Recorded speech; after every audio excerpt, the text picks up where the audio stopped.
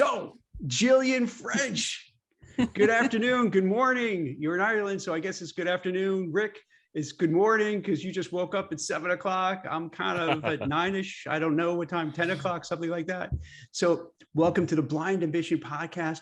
And to our delight, we have Gillian French, who is a very experienced chief people officer, human resource executive.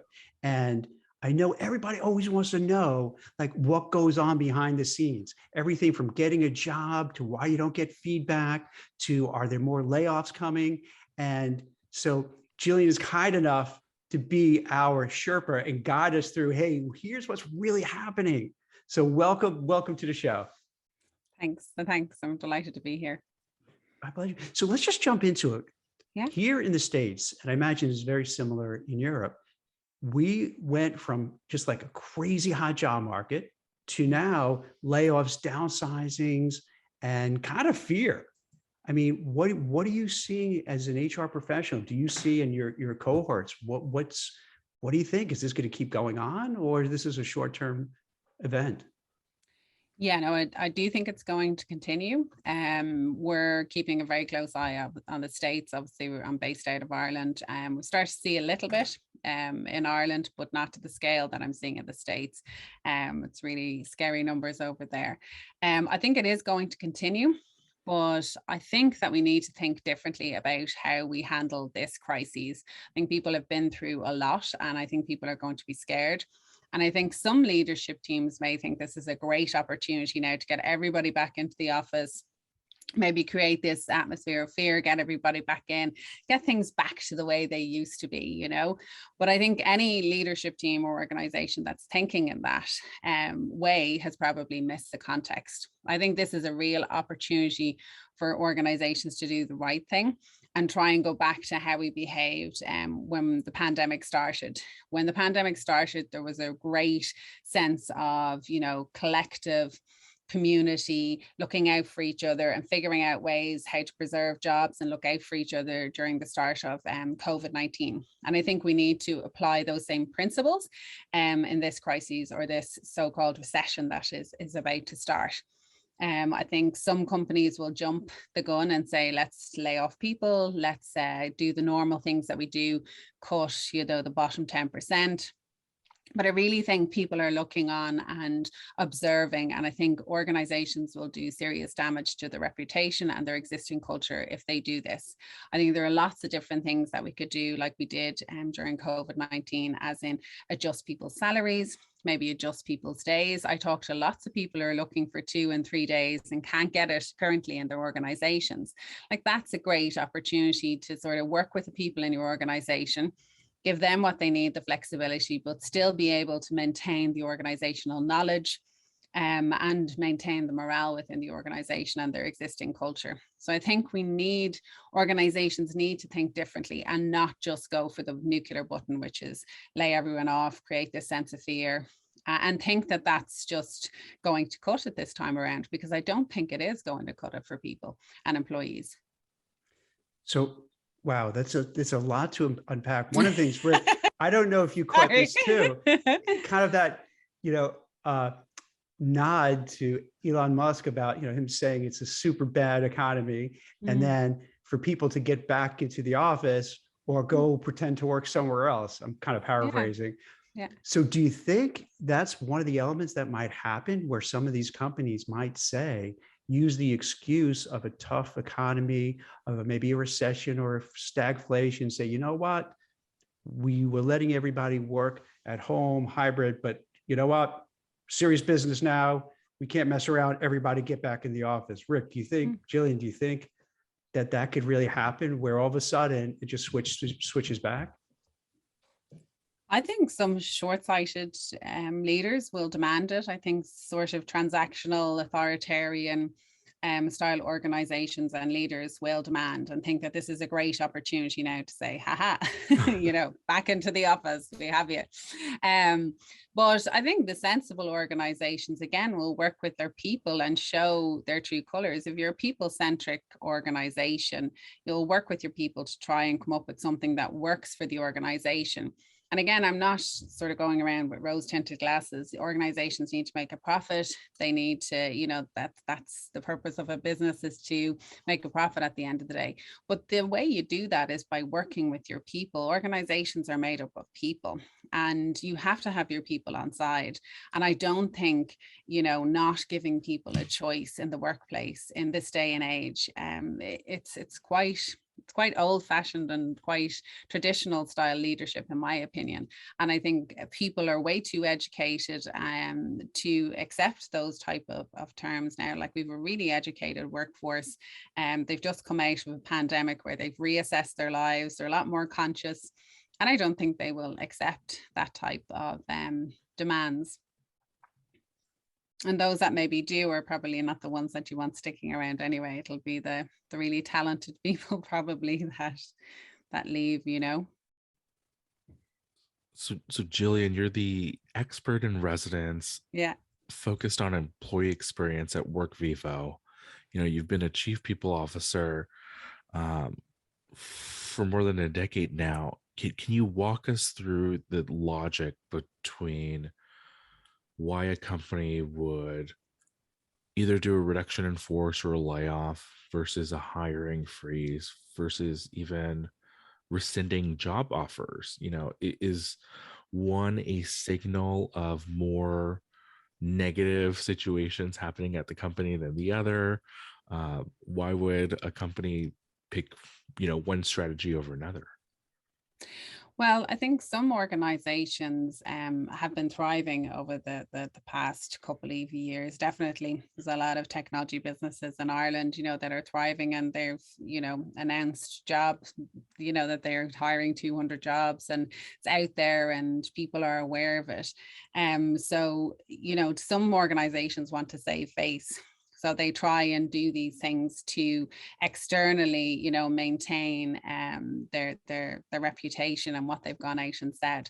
But I think, again, doing the right thing by your people is how organizations should think. They shouldn't think short term, they should think long term. What is the best thing for the organization and the people within it long term?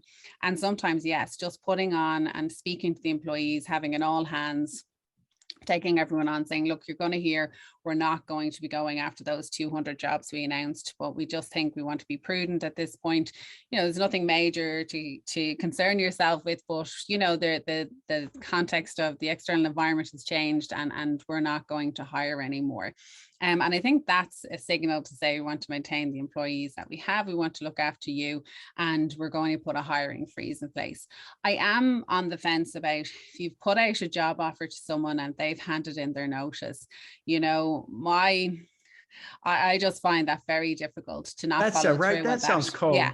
I really, a CPO, I just couldn't really sleep at night. Isn't that unconscionable? Yeah, and I get, employee at will, but come on. I mean, that's just like the coldest thing, isn't it? Yeah, someone's left their job. They've said, they've had a level of service. So you've not only let them down on, they could have been maybe laid off in a place that they'd 5 years service and got some sort of a package, but now you've just completely left them in limbo where they've left their role. They don't have another one, their circumstances. And I really think that that's the key. You have to have humanity. You can't, every single person is different. And I've always, with HR, like, one size does not fit all. But for me, going back on your word and offering people jobs, and those things get out because you've had hiring managers in with you. They've gone through the process. They know what you've done. And that will filter down to other people in the business. And people don't like that, of course, because it's not the right thing to do. So really setting a tone that you don't follow through on your word, or you don't follow through on what you've done. So I definitely would not recommend, putting a job offer out to someone, having them accept, and then say, sorry, we're not taking you on. I mean, it's just, and especially for some large organizations where the person's salary would mean very, very little. It's not going to be a game changer to the business, but it certainly is a game changer to that person's life and to the impact it will have around the business when people find out about it. I think a hiring freeze can be sensible till you just say, we're just putting a hiring freeze in place and we'll revisit it every sort of 6 to 8 weeks to see how we're doing internally and if we're struggling. I think salary adjustments, asking people to maybe, you know, take a 10% reduction in their salary at different levels in the business, you know, senior executives taking maybe 20%, more junior people 5%. And that way we can make sure, you know, as we're the baby, if the company is in trouble and you're trying to just maintain costs, I've seen employees being very happy with that because, you know, they're holding on to their employment and their service, and also their colleagues are, but they're all in it together, and it's fair because it's tiered based on salary. So I think they're great ways of doing it. But the best is all hands every week, keep the people informed, ask the employees, you know, is there anything else you can do? Working with suppliers, asking for different payment terms to maybe get over periods of times where cash might be tight. There's so many things, and so many things that employees come up with. You know, we're doing this process, but if we did it this way, we could save more money. Everyone gets involved, and it's collective, and everybody wants the same outcome, which is the business to be sustainable and to keep the jobs. So it's a much better way of doing business then. And look, I can totally empathize when you have executives in a boardroom. They promised a number to shareholders and they're being held accountable to that. I can totally see where the pressure comes from, but I think this time around we need to think differently. I think this time it has to be different. It can't be just the same time, you know, the same old method over and over again. Let's just chop the bottom 20%, or let's just chop the last, you know, sort of 15% that came in the last 6 months. It's old fashioned, it's outdated, and it will come back to bite you when the market takes off again, because you've lost all that out of the business, you know, and you have to start again. I like where you're going with this. And Rick, I'd be curious, like, how you think the people on Blind would feel about if, you know, their managers would say, hey, we don't want to let people go, but we're going to ask maybe a 5%, 10%, whatever the cut may be, but this way we could keep more people. Or I'm not sure if you mentioned this exactly, or I'm not positioning it the right way, but then also maybe like a 4-day week, but you don't get paid, you know what I mean, that extra day. So, you know, you're taking a cut, but maybe you just work 4 days. So is that what you kind of mean by just trying to think outside the box instead of just saying, okay, old school, everyone gets fired? Yeah. Well, we had it before in one of the organizations I work when COVID hit, and you know, some people were like, you know, at home with their children. They're like, actually, I'd love a 3-day week, and I don't mind because I have the kids here, and at least then I can do some homework with them and I can help them. Or coming into the summer months, some parents need more time off with their kids. So can I do a 4-day a week for, like, you know, June, July, August, and, you know, not get paid for it? Like, there's so many things. Are people getting close to retirement might say, well, I want to start seeing what it's like, so I'll just take 3 days. My pension's okay. And people are willing to do that for the wider good. Once they're asked and they're involved in the decision, it's amazing. And I've seen it, and I've been through it where it's actually worked perfectly. And then when the business turned around and trading, you know, commenced, everything went back to normal. And then some people did ask, could they stay on 2 days and 3 days? And we looked at that as well for the different roles. Did they work, and was that possible? Rick, how do you think the people, you know, generally on Blind, because everyone's a little different, do you think they would rebel against that, or they may just say, you know what, I get this is what it's like, and I'll do my part? So it's tricky because the conversations I've seen on Blind, folks are very skeptical of that temporary nature of any pay pause or, you know, a pay cut. They think, oh, this is a way for the company to kind of use this as an excuse and just reduce everyone's salary by 5-10%, right? There's this feeling, especially in the tech industry, that for engineers and other technologists, their compensation has gotten quite high. And so they're very defensive to any semblance of, you know, a stealth pay cut, right? That they're just gonna, quote unquote, accidentally keep for the foreseeable future. Right. Once you do it, it's like here in the States, you probably have this in Ireland too, Gillian. When you put in like a toll on a bridge or a tunnel, right, they never take it away. like never. That's it. You know what I mean? Yeah, Like, yeah. and when you have like state taxes and things like that, it's like they don't stop. It's like just add more. So I can see what Rick is saying. Like once you do it, there's this built-in skepticism. Once you're doing it, are you going to repeal it, or maybe even ask for more cuts down the road? Yeah. Well, I think trust obviously comes into it, and you have to have a trusting relationship and nonstop communication. I mean, in the case that I was involved, the company always did a weekly kind of all hands updated on all the numbers, was very transparent, and it was very obvious that the users were way down because it was in lockdown, and it was actually relied on people being on the road, and so therefore they were able to see the numbers. They knew they were down, and we had milestones. So we told them we would look at it again in 3 months and see where we're at, and that if we got back to a certain figure that wasn't actually the budgeted figure, but it was a certain figure that was palatable for kind of the shareholders, the board, and we got to that, then everybody's, and in truth, it lasted 5 months, and then it was back to normal. And then there was a normal salary review that we would have annually. So it's being consistent, I think, and communicating regularly and being very transparent with the numbers to show people you're not just doing it to make more money for to keep the profits and take them away from the employees. But I think you have to have trust, you have to communicate, and you have to be transparent with and set milestones for people to show them, look, when we get to this, we'll address it, and again keep you completely posted on where we are with it. And actually they did it in a 2-phase approach. We reinstated the employees first, and then the executives were the last to get instated, because it still wasn't where it needed to be. But we're well aware that it was tough for people on the lower salary range, living in lockdown and stuff like that. It was difficult for them because they were at home, and and it worked well. But I always think differently about HR processes, policies, and procedures, and I always go to it from a human angle. And I when we talked about sort of HR processes where they can be just so admin heavy, and people just find them so frustrating. But I've always gone with one size doesn't fit all. When I started in HR, you just can't, like, what works for me as a 45-year-old woman with 3 children, it's not going to work for a 26-year-old woman coming into the business who's finished college and this is just her second job, or for a guy coming in who's in his 30s and is due to get married. Like, all the policies and procedures, you cannot just have blanket, and you have to work with teams and people, to figure out what's going to work for them and be as bespoke as you possibly can to really get an effective structure within HR.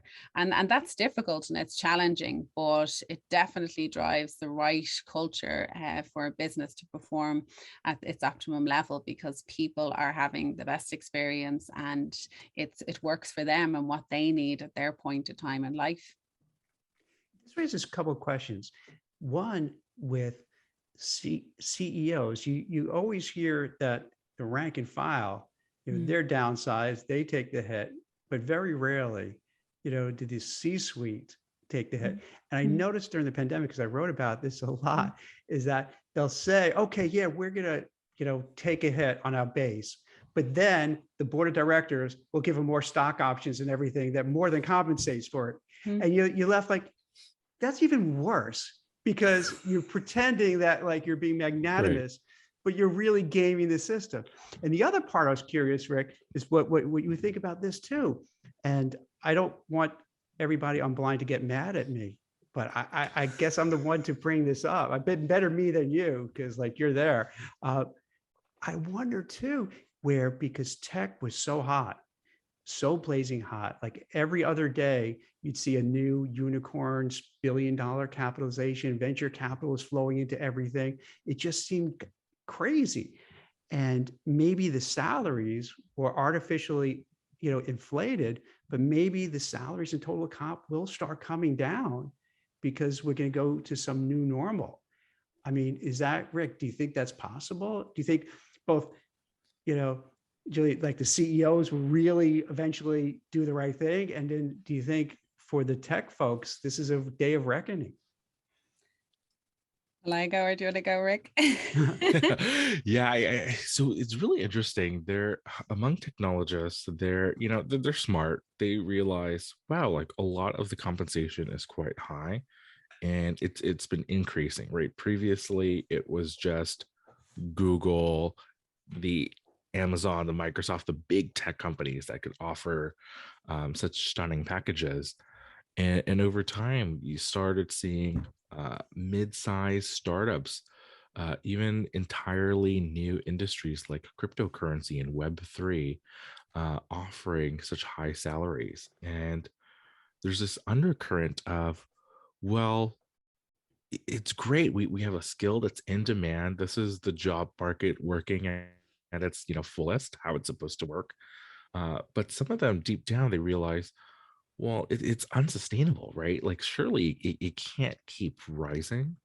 And so there's a self-awareness there. So there is Uh, what. So it's not as if, they just feel, hey, we're awesome. It's always going to be this way. So there is kind of grounded in reality then. right. And, Okay. and you actually see that in kind of the decisions that the employment decisions that some of these technologists are making, where there's always been kind of like, I call it mercenaries, right? People that job hop and just only search for the highest total compensation package out there.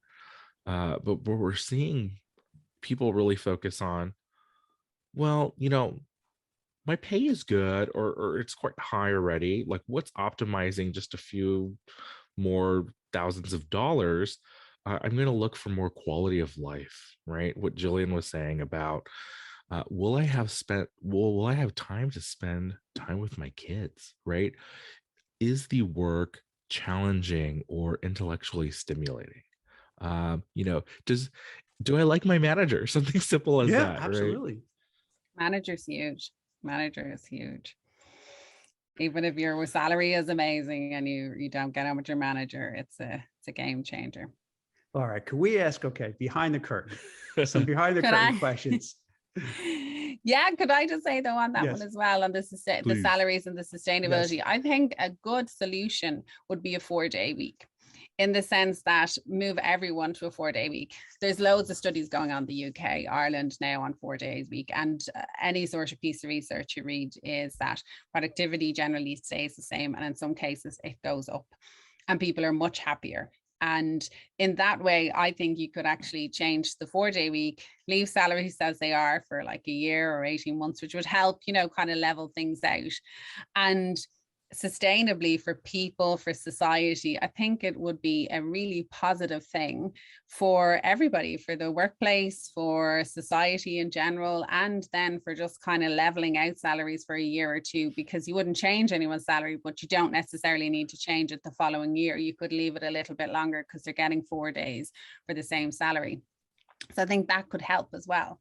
But I think in general, it's the way a lot of businesses are going. And I'd say in 5 to 6 years, majority of businesses will be on 4 days a week. So if you're not thinking about it now, you're probably not being progressive enough. Wow, 5 to 6 years. That's a bold claim. That's quite quick. It's moving quick. Like, there's loads of studies in the UK and Ireland. I think sometimes people think, it's Friday. Everyone has to be off on a Friday for a 4-day week, and like I've had loads of people say that to me, but hey, what would you need things open on a Friday? And I'm like, of course, everybody has different requirements. It's not just a Friday, it's a 4-day week, and you figure out how you're going to work that 4-day week. And there's lots of different ways of doing that. But yeah, I personally think I agree with you. People have changed. They want good managers. They want an organization that is a good brand and is doing good things and is socially responsible. And it's not all about money for, a vast majority of people now. And the younger generations, I've seen a big shift in the next generation coming through of it not being about money or titles, being more about a good work-life balance and sustainability, and what is the company doing about the environment and all of these big issues. Sorry. No, That's don't great. apologize. That makes sense. Yeah. I have Gen Z kids, and you're so right. It's so right. They want jobs that are meaningful, they have purpose, fulfillment, that they want to align themselves with companies that have a social mission. It's a really big change then compared to when you and I went into the workforce, where we didn't even talk about that. It wasn't a thing. And now that's really front and center. Some of the things that, people are always concerned about or worried about, like, why is it that, and this is not you, so I'm not making you like the reason for HR stuff. It's like, why do you have these job descriptions with just so many asks that's almost impossible to meet? What's the real deal with the applicant tracking systems? Are they evil robots, or it's just, it's just a way to manage just the flow of so many, resumes that coming in? Why are interviews so long, where you have to go 5, 6, 7, 10 interviews? Some of these things that I'm sure you hear all the time. Why do they get ghosted? No feedback, no constructive criticism. Like, why is that? So people have left when they job search. If you could check out LinkedIn at times, you'll see there's so much frustration and anxiety, and that it hurts your self-esteem. And can you share just like what goes on behind the scenes? It's absolutely awful. And when I worked in cart trawler, and particularly during the recession, we used to ring every single person after the interview and give them really candid feedback, because it was a recession. They really wanted to know, and they were demanding it of us as well, which I felt was a really good thing. And we would spend a good bit of time on them and giving them advice in the next interview you go to and this. And, a lot of people still we didn't even hire. They still stayed in touch with us and we're happy about the business, as it grew, and, would send us the odd note to say, delighted to see you're doing well. But people are afraid, HR are afraid to give too much feedback. They're afraid to say anything in case that they will get sued, or that they say something a person doesn't like, and then they give them, or they start challenging them, and they're like opening a Pandora's box then, around, the person might say, I didn't say that, or that's not your, And so therefore they use all the paperwork then and all the interviews to back up that. They do these competency frameworks. They have these multitude of interviews so that it's a collective decision and not an own like just one person's decision. So it's about fear. It's fear that if they make the decision, or if they've done something incorrectly, the company may get sued from a person if they don't believe that they followed proper process. They then, as the organizations get bigger, they think that the best thing to do is put all these policies and procedures and paperwork around people, so that they nearly don't have to think. They just stay in these boxes. And all that really happens then is people don't feel human. They feel they can't perform outside the box. They can't use any of the sense that they've been reared with, or any sense, any of the logic. Like, they go home and run their own homes, and they're well able to do lots of things. But when the organization gets bigger, we think that, we can't let people just use their own judgment. We can't let them, my God, can you imagine letting someone use their own judgment? Like a 45-year-old woman? No, put these forms around her, and that will help us to make sure the business is, safe. But all that happens is that people become disillusioned, become worn out with the administration of everything, and they then start questioning, good God, why did I go into this? I went into HR because I love people and I love meeting people, and now I feel the whole essence of why I went into it is gone. I'm an administrator, Wow. Yeah. I got to tell you, I commend you. And I love the fact that you're just being so transparent and open, because it's hard to do that nowadays. You know what I mean? Yeah. Because you always risk, people giving you grief. So I've always felt, was it a conspiracy theory? Yeah. A conspiracy theory, like, okay, why are you not getting it? And I always thought of the reasons you mentioned, but it's so glad to hear, because it does add up, in today's litigious society, and everyone's afraid to be called a racist or sexist or ageist or what have you. It's easier just not to say anything. And that just gums up the whole works. See, I was reared, as I said, I am 45. So I was reared. I worked in local shops when I was younger. I went into the hotel industry. So you always had to meet people at the front desk and take problems face on. They were right in front of you. And then when I got into technology, at an early stage, I ran a call center and went into HR. I always walked the floors, met people, talked to people, and on the phones in the call center, I was like, well, they're on the phones. They're not actually in front of you. But I would always speak to people to gauge how they were. But some generations are not used to having that amount of interaction, and it's much easier to email or to text or, Yes. but these type of situations where people are going for jobs and they're bigger scenarios, you need to talk to people face to face. You need to give them more comprehensive feedback. But I don't know that we're losing that art of human, dealing with humans, the service industry, or just not being afraid to have a phone conversation or a face-to-face conversation, a difficult conversation with people. And maybe it's the cancel culture, maybe it's lots of different things, being, I don't know what the term is on LinkedIn or Twitter when they troll you actually, yeah. And hopefully I won't get trolled after this, but it's, people are just afraid. They're afraid to tackle these things and tell people and talk to people. And there's nothing in it, it's just human to human. But it's a skill set in itself.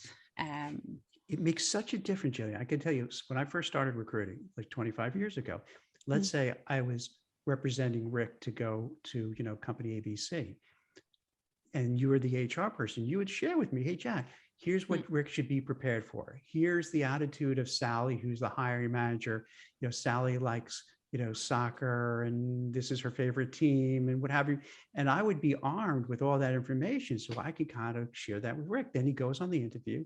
And then afterwards, you come back, give the feedback. Rick was really good at X, Y, and Z, but he probably needs a little help on, A, B, and C.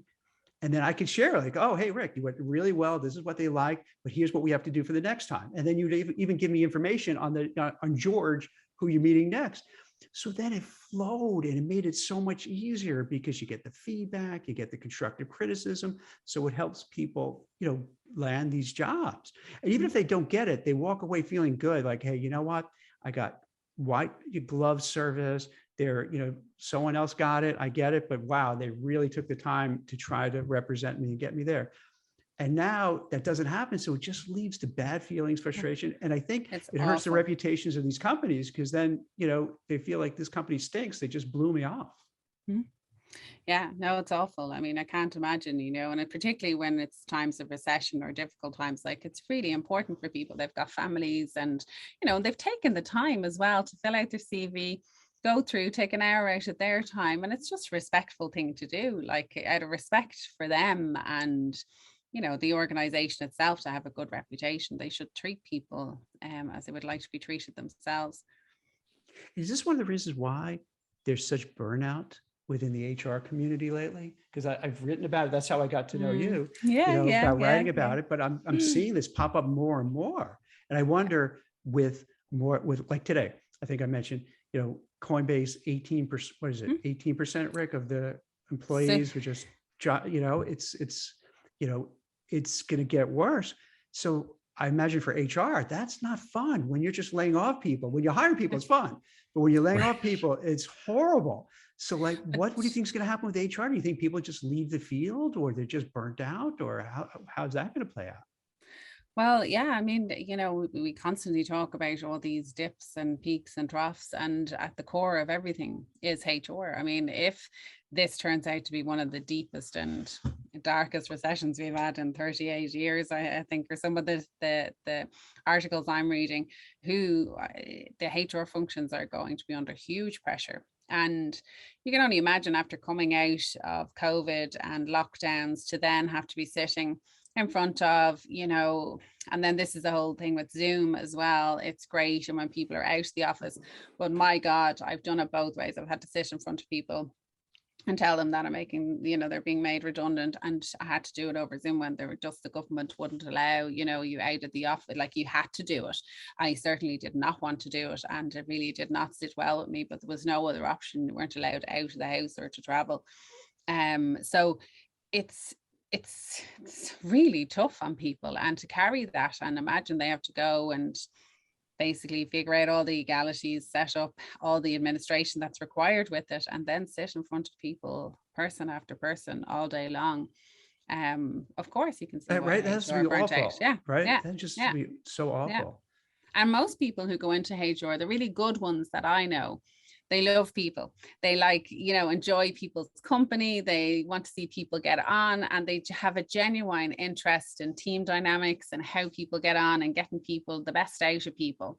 So doing that over long periods of time, really, it hits them. And I do coaching as well. And I have found over the past sort of 14 to 15 months, my coaching sessions used to be, hey, I want this role and what do I need to do? And, sort of tasks and goals. Now it's, I'm rock bottom. I don't know what to do. I don't know what is next for me. Like, I'm rock bottom. And that is consistent with my coaching community as well, where people are completely and utterly rock bottom. This is a good segue too. So like for Rick and the people on Blind, what would you say if people are worried about losing their jobs? What can they do, like, to make themselves feel, so they're irreplaceable? Or if they do lose their jobs, like, what should they do right away to get up and running? Yeah, I think the most important thing is not, I have worked for years and years and been involved in, letting people go for various different reasons. I've been through recessions, I've turned downs, and in Ireland, employment was quite difficult in the early years as well for people. But I have always seen people find their way. I've always seen them get roles. I've always seen it being okay. First of all, I think out of even COVID, there was so many opportunities in different sectors, different industry. I mean, if you were in hand sanitizer or mask making during COVID, I mean, you were set up, but who would have predicted that? So out of this too, there will be new companies that will be formed. There'll be a new way of working. There's always, out of a crisis, something emerges. And somebody does very well, and some organizations do very well out of crises. So keeping an eye on the external context, what is happening, how can I apply my skills to that? Because you always will find that there's lots of transferable skills. I mean, I started in hotels. That was the first, how I came, out of college and into hotels. Then I went into technology. I didn't have a clue about what PPC was, SEO. I didn't know any technical terms, but I did know relationships and business and how, I ran my own departments and functions within the hotel. So I understood how business worked and I could build relationships. I had lots of different transferable skills, and I wasn't afraid to go forward. It was called like Back to the Future. So don't be afraid to maybe take a small dip of 20 or 30,000 or whatever you can manage for your family to maybe reskill and do something different. And again, when something feels like, oh, good God, this is a nightmare, actually what can emerge, and again, I've reflected on my career where things have happened and I'm like, oh my God, actually it was a great thing that happened to me because I decided to look at what I was doing and what I didn't like, and then sort of put out what I really wanted to do and pivot a little bit and get something that you really enjoy doing. Maybe you're in a career that you're actually not that happy with. So this is a great opportunity for you to consider maybe doing something completely different. And then sometimes, people get payouts and they might go back to college and do a short course. And, so don't be afraid. There's lots of opportunity. And then just internally, I think always in work, be available, be helpful, and work with the business and ask, do they need your support on anything? Or if you see any ideas where the company could save money, putting them forward, to help the wider, employee community and the leadership team and trying to navigate their way around this and be seen to be helpful, as everybody should, and wanting the company to survive and be successful. You have a great attitude. That's a very positive way of looking at it. And I imagine, and I think Blind is a good example of that. I'd imagine during this tough time, there'd probably be more people signing up to Blind and because they just want to know what the heck is going on and having those conversations. So you're right. So I think job seekers have to kind of figure, okay, like as you pointed out, Gillian, they're going to be winners and losers, and find out like which are the ones that might actually thrive during these times and say, let me take a look at, and forget about big brand names, whatever, just find like, hey, who, like, what niche, what sector is going to do well. And let me try to see if I can kind of segue into that area. And as I said, I was in hotels, then I went into technology and I did sort of director of operations. Then I moved into HR, loved it, went back to college, did my master's, totally retrained. Now I'm, resident and expert in Workvivo, doing something again, very, very different. And I've no doubt, like, I'm 45, but, I'd love to go back to college and do psychology. So that's like nothing, I'm never finished. I'm always evolving and always sort of just looking at what type of career suits me for the stage of life that I'm at and what's interesting me. And so I'm never done. I mean, media can tap into that. You have the HR experience, you have the psychology. Can you walk us through the psychology of how a company decides who to make redundant in a layoff or reduction in force? Is it performance based? Is it first in, first out? Do they look to get rid of the expensive folks or the folks that have been around the longest? Well, I think every organization takes its own strategy. So in some organizations, yes, it would be a blanket. If the company isn't doing well at all, they probably just say, right, the last in, sort of first out, hiring freeze, maybe salary cuts. Like they'll have a multitude of strategies that they're looking at, but they might just take a very brash view and say last in, first out. And in a way, that's tough. But at the same time, they are probably trying to preserve their longer serving employees and they have loyalty to them. And, so their thinking could be along those lines, and obviously maintaining the knowledge that's within the business.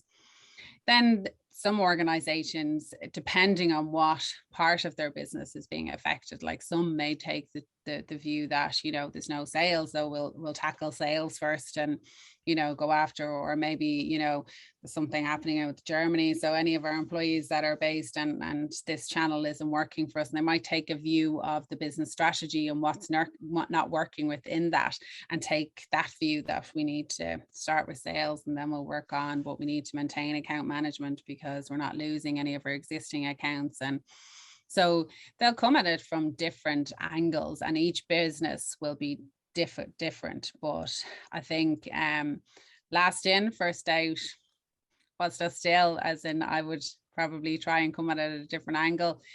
Most businesses probably take that strategy as their first port of call, last in, first out. And then if that's not deep enough, then they'll start looking at it in the sense of what components of their strategy are being affected and go with it at that way, but I mean, it's never easy for the leadership team either, and it does create a lot of stress on the wider leadership team and any CEO as well that's running an organization where they have to do mass layoffs, so I don't ever take it lightly. It's always a very difficult job, particularly for obviously the HR team, but for the wider leadership team and the CEO particularly, it's tough decisions.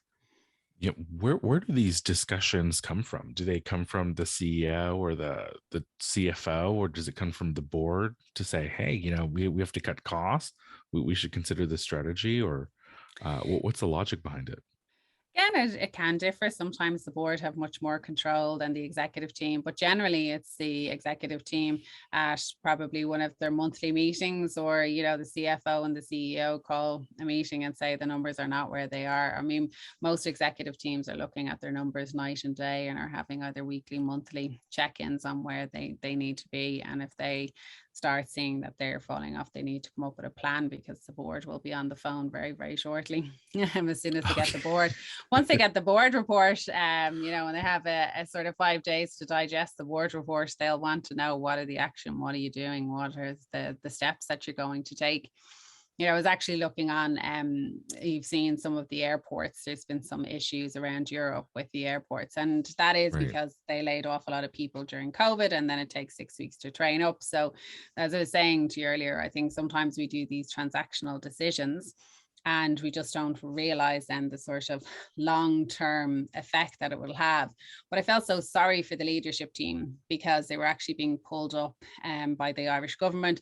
They all had to go in, and I could just picture the scene where there's just chaos in the airports, Right. and they're getting hammered through PR. And then you can imagine them in the office trying to put some PowerPoint together, and they're all shouting at each other, trying to put stuff in to say what they're going to do, all the while that the chaos is ensuing. And I sometimes, again, say, why do we do this to each other? And to, like, in the midst of the storm, the last thing you want to be doing is trying to pull together a PowerPoint to go in to get grilled. You actually just want to deal with the issue at hand and try and sort it out. And give the leaders the space to try and think, so yeah, I think, yeah, that's it. I've gone on enough. No, this is fantastic. Seriously, right? See, this is what's so cool about doing this podcast, because it opens up the curtain to say, hey, this is what's going on, because people don't know. And it's so frustrating. Like, they don't know. Like, by hearing the talk about, hey, sometimes HR, they're afraid to say anything because they don't want to get canceled. They don't want to get in trouble. And I think that's such a relief for people to hear. Go, oh, I thought it was just me. I thought maybe I was just really bad or did something wrong. And that's why they're not, and they just don't want to say anything. But like, so it opens, sheds light on it. So this is really great stuff. Yeah, I think we have to, again, as leaders, figure out, have we created cultures in our businesses to be fake, this professional persona that everyone has to be a certain, so therefore we can't get the truth, and again, I coach people and then I look on LinkedIn and they're like, oh my God, working for this amazing company. Yet 4 days ago, they were crying, saying, that they weren't happy. And so there is this element of fakeness. And Claude Silver, I don't know if you know her from VaynerMedia, I had her on, I was just chatting to her, and she said the exact same, that we have to break down this fake, that everything's okay and we can't say, and we have to put this forward, that, we can't speak about these things, because at the end of the day, we have to surface them in order to move forward and have healthy workplaces and avoid burnout for humans and in every level of profession. Because we talked about HR, but I definitely think there's lots of other, departments in the organization that are under huge pressure. I mean, the CFOs now are obviously going to be under massive pressure as well over the next few months. So yeah, be honest. It's so interesting you say that, because as a Gen Xer, you didn't, especially where I grew up in this place called Canarsie Brook. It was a very lower socioeconomic area. You didn't talk about your feelings, about your mental health, your emotional well-being. You get beat up if you kind of talk like that. It was, so I'm not exaggerating. It was just, it was, one of those kind of neighborhoods. And fast forward, I think I mentioned to you, Rick, and to Gillian as well, when someone came up and say, hey, here's what's going on. And I talked about my dog passed away. Like right after this, I got to take my wife back for another, eye exam because I'm worried about glaucoma. And years ago, I never, ever would have brought it up. Never. It was just like, it wasn't a thing to do. But things have changed. I feel more comfortable for sharing, because then I feel I'm sharing it not to enlist sympathy or anything like that, but just to be fair. So if I come across maybe a little out of touch, or I come across a little surly or whatever, I think I owe it to the person with whom I'm dealing with to say, hey, here's what's going on. So if you notice a bit of a change, don't think, I changed my opinion about you or something like that. This is what I'm just going through right here, right now. And that never happened before. And I think that's one of the really cool outcomes from the pandemic. It just opened us up to be not fake and not hold it back, especially for men. Like, we're raised like you're not supposed to. Now it's changing.